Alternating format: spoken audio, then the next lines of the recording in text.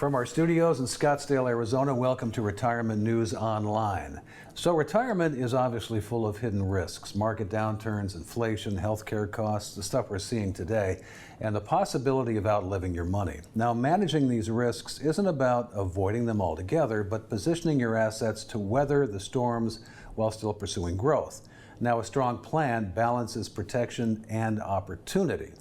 My guest is Jason Sanger with Wisconsin Financial Group in Fitchburg, Wisconsin. Jason, welcome back. What are the biggest financial risks that you see people facing today? Because I think everybody thinks about market risk, right? There's other risks, aren't there? Yeah, there are. And I think, as we approach retirement, market risk is something that is there. As we get closer, one of the biggest sneaky rules of investing is that you always lose money on a bigger chunk of money than you gain on. So as we approach retirement, we run out of time in the market now before we have to turn it into income. We have to be cognizant that if we take a big downturn at some point with our assets, it could potentially derail the ability to stop working when we want to, or we have to maybe take less in retirement. And so we have to pay attention to that. And then as we enter retirement, there's some other risks that occur. None of us want to have a situation where we run out of money or income in retirement. So the question is, how do we actually create income from the assets we've built? And if it's an investment-based option we're going to do, how do we know what the sequence of returns is that we're going to get into the future to establish what is a safe withdrawal rate that we can pull from to create our income along the way? And that's a very difficult answer or question to answer there, because you can easily run into situations and patterns there that don't have your assets turn out the way they probably should or the way you want them to. And you've talked about sequence of returns risk in our last conversation, and you just mentioned it now. Sequence of returns risk theoretically is two people, same investments, same amount. They just start taking income at different times. One starts taking income maybe in a down market, which is a bad thing. And then maybe the other person, same assets, same investment, same amount, they start taking income at the beginning of a bull, which we saw in 2010, and the other way we saw that potentially in 2001. That can dramatically affect the outcome in retirement. How do you eliminate timing as a concern when you're planning? Yeah, there's different ways to address this issue. One of them is to maybe do an investment approach that tries to mitigate that, but it never can be 100% that you can mitigate it that way. There's other things in the industry that use the law of large numbers or power of pooling that can give you very good retirement income streams and even guarantee them for life for you and a spouse even.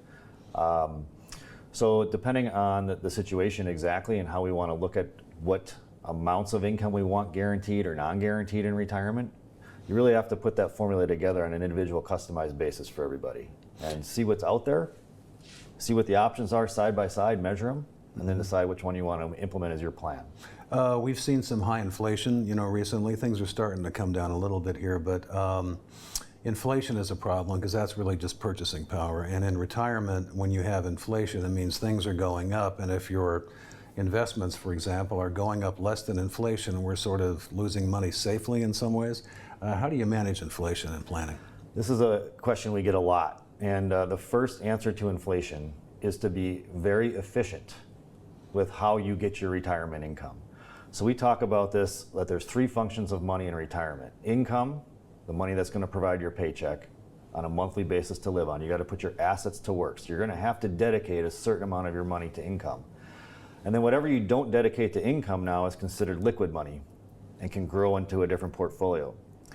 But as far as inflation goes, the more efficient I am with my income strategy or method, the less money I have to dedicate to that area to get my income, which means more money waterfalls through to my liquidity growth portfolio in retirement.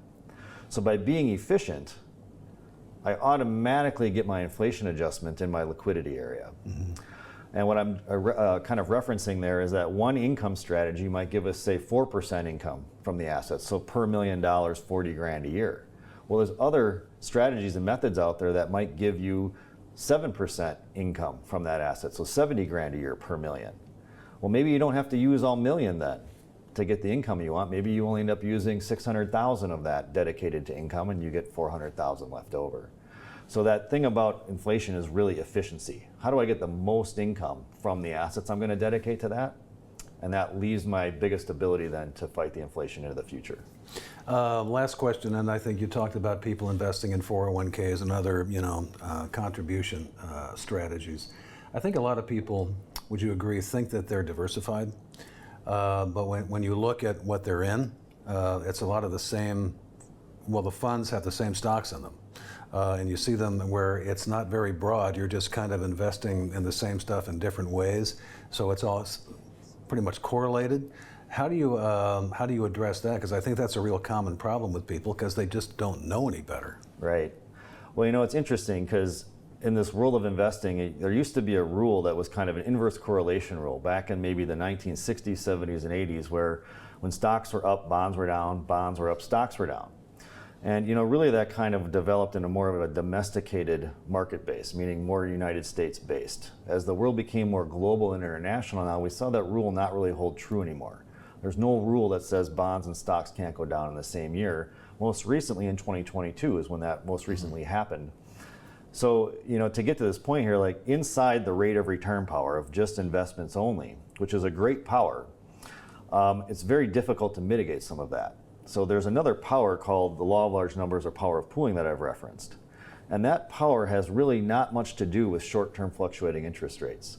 So these two powers can be used as a complement to one another. And doing the right tools and the right jobs creates those efficiencies and also can help mitigate those different risks of kind of everything can go down the same year in the investment world if it would want to for different reasons even. Nobody really knows why. It just can happen.